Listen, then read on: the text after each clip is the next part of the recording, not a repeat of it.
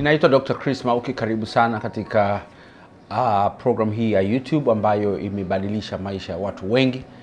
Kama bado hujasubscribe channel hii, basi unaweza kubonyeza kitufe kilichoandikwa subscribe, na moja kwa moja utakuwa mwanafunzi wa kudumu na mwanafamilia na rafiki wa kudumu katika channel hii.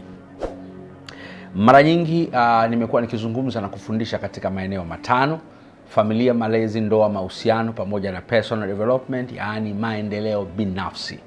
Na masomo haya yamekuwa yakigusa maisha ya watu wengi. Wewe ni shahidi.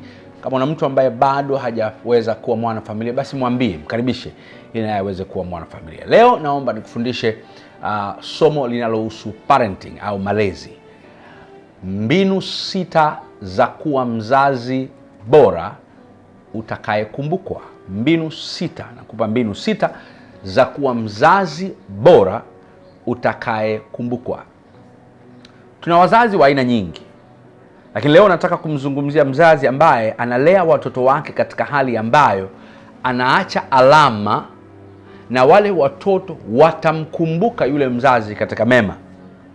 Kumbuka, kama mzazi unaweza kukumbukwa katika mambo mawili.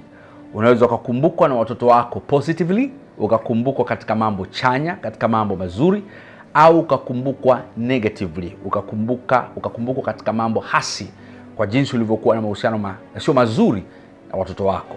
Natamani nikusaidie namna ambazo zitakufanya uweze kukumbukwa katika hali bora, ukaacha alama katika maisha yao na akili zao.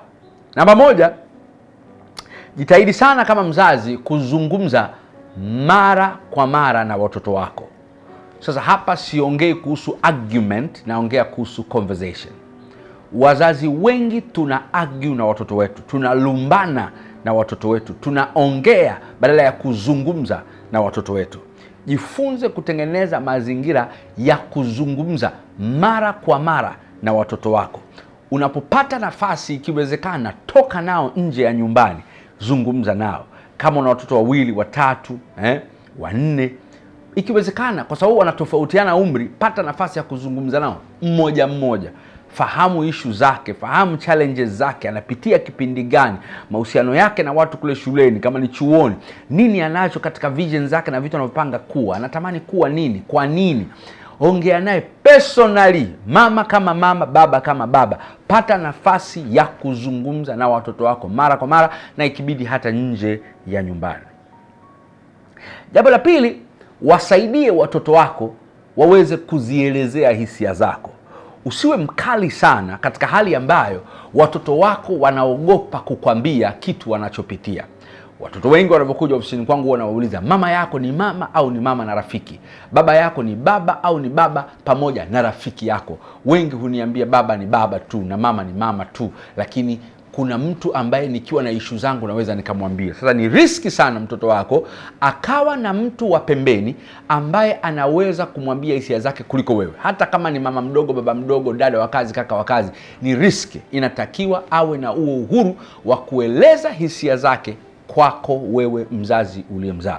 Kwa nini wanashindwa? Kwa sababu kuna sehemu, kuna bridge imetokea ambayo inatakiwa ishughulikiwe. Jambo la 3, shiriki nao kwenye furaha zao.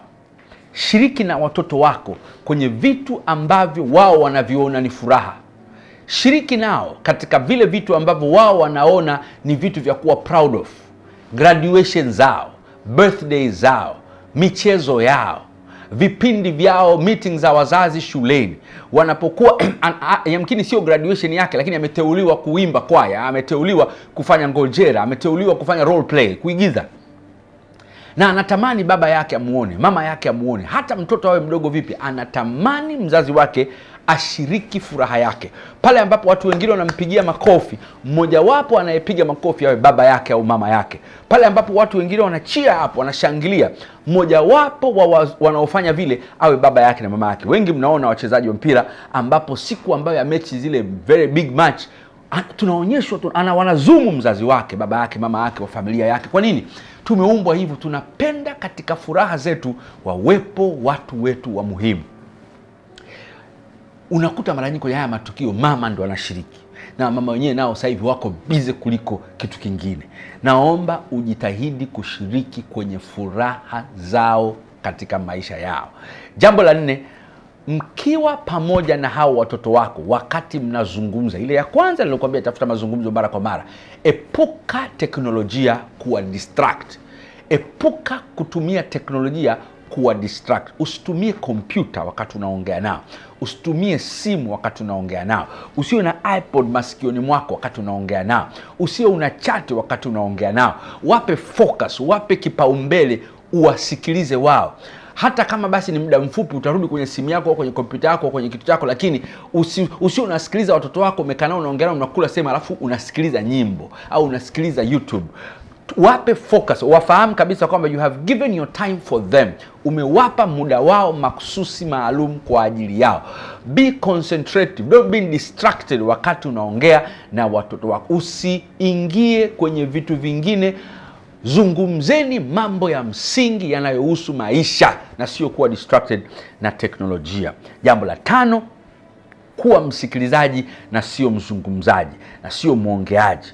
Kuna watu wengi sana wanapokuwa na watoto wao, watoto wanataka kuelezea kitu fulani, labda mwambie daddy I want to talk to you, au mom please can we talk. Alafu unapofika umeanza kuongea, wewe ndio unakuwa mwenyekiti, wewe ndio unaongea, unaanza kufeli mtoto, hatukuelewi siku hizi, walimu wako wamekunipigia, siku hizi sikuelewi, hata babako anasema, hata mamako anasema. Unakuta mtoto naye anataka kuzungumza, mtoto naye anataka kufikisha. Humpi hata dakika 2 mwambie okay, una swali lolote? Una kitu unataka kuniambia? Mtazamo wako ni nini kwenye hili? Wala ufanye hivyo, unaongea mpaka mwisho. Mtoto wako ataongea lini? Unatakiwa uwe msikilizaji zaidi, na usikilize not to judge. Usisikilize ili umhukumu, usikiliza ili kumuelewa mtoto wako. Jambo la 6 na la mwisho, msifie mtoto wako, au kama wako watoto wako kadhaa, wasifie, wapongeze, waambie jinsi unavyowapenda, waambie umuhimu wako kwenye maisha yao yako wewe, waambie unavyotamani kuona future zao, waambie jinsi utavyokuwa proud kuona harusi zao na ndoa zao, waweze kujitunza, waambie kuhusu thamani ya wao kuvaa shela mabinti zako na sio kupewa mimba tu, waambie kuhusu thamani ya binti kukabidhiwa kwa mtoto wako wa kiume na wewe ukiona mtoto akaenda kuitwa mume na baba, waambie ili waweze kukua na kufanya kazi wakifahamu kabisa wanatakiwa wajitunze. Sasa kama baba au mama hajawaonyesha huo umuhimu, hata kama na wewe nao ulishindwa hivyo, ulimpata tu kwa mimba, na mwambie unavyotamani ili maisha yake yaweze kwenda vizuri. Mambo haya 6 yatakufanya uwe mzazi bora, na sio bora tu, bali mzazi utakayekumbukwa na watoto wako. Naitwa Dr. Chris Mauki.